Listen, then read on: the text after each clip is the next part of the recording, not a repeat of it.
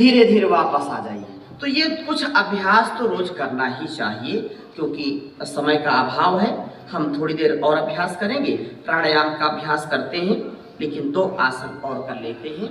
एक तो आसन कर लीजिए गोमुख आसन, ऐसे पैर दाहिने पैर को ऊपर किया, बाएं पैर को नीचे किया और बाएं पैर के एड़ी पर बैठने का प्रयत्न करेंगे। दाहिना पैर ऊपर ऐसे कर लीजिए और ऐसे ही दाहिना हाथ ऊपर, बायां हाथ नीचे से और ऐसे पकड़िए दोनों को। धीरे धीरे कपालभाति करिए, ये बहुत ही उत्तम है। हाइड्रोसिस जैसी समस्याएं जीवन में कभी नहीं होगी, मूत्र विकार नहीं होगी, और इससे आपके घुटने, इससे आपके हाथ पैर के जो है जोड़ों के दर्द नहीं होंगे, लचीलापन रहेगा, स्पाइनल कोड की समस्या नहीं होगी, कमर दर्द नहीं होगा। इससे आपका हार्ट अच्छा रहेगा, हार्ट के लिए भी बहुत अच्छा उत्तम अभ्यास है, हार्ट को भी मजबूत करता है। ऐसे लगातार कपालभाति करिए और कपालभाति के साथ धीरे धीरे ऐसे मूल बंद लगा करके कपालभाति करिए।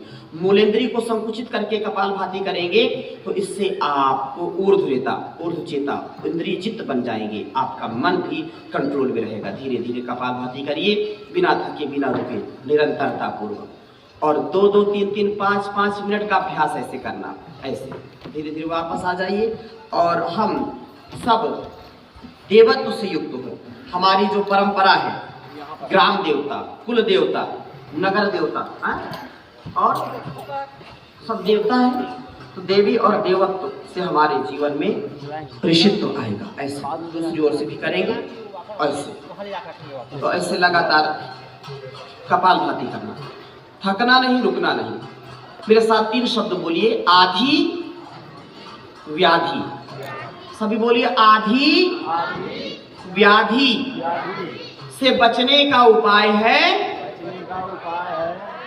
समाधि।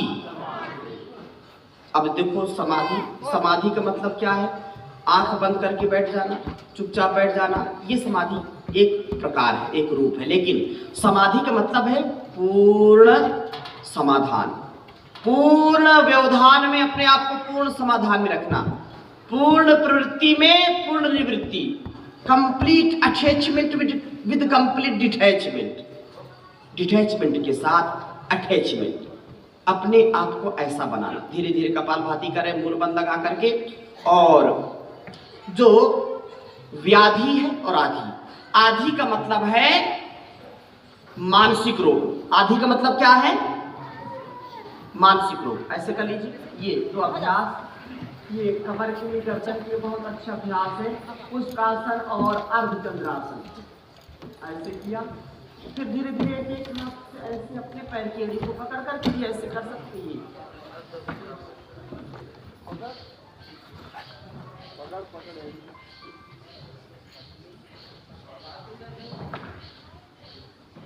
धीरे धीरे वापस, और फिर ऐसे दोनों पैरों को चिपका करके पंजे को चिपका लीजिए, ऐसे अर्धचंद्रासन।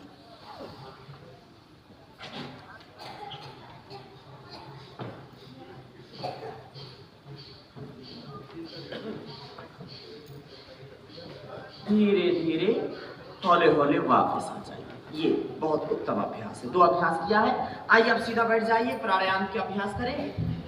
और जया दीदी इधर ही आ जाएंगी, इधर शीर्षासन करेंगे, कर लो। तो गणेश भैया शीर्षासन करेंगे, हाँ?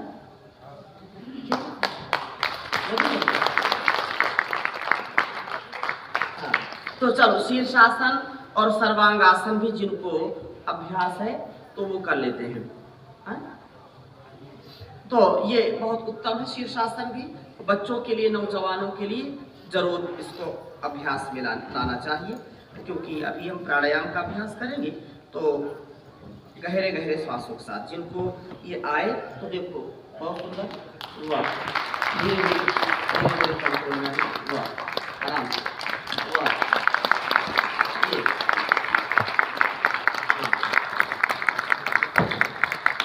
तो ऐसे अपने बच्चों को भी जो है खुद भी करना है और बच्चों को भी ऐसे ही बताना है। वाह,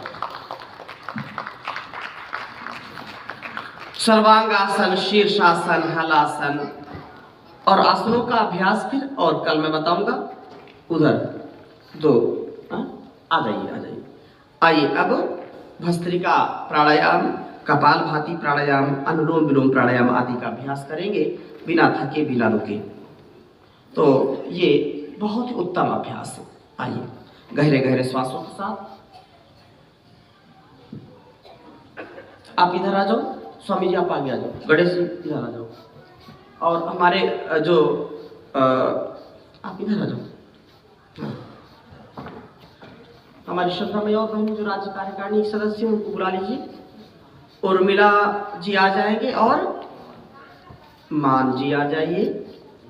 हाँ। और इधर हमारे जो जिला प्रभारी हैं आदरणीय निकेश जी आ जाएंगे।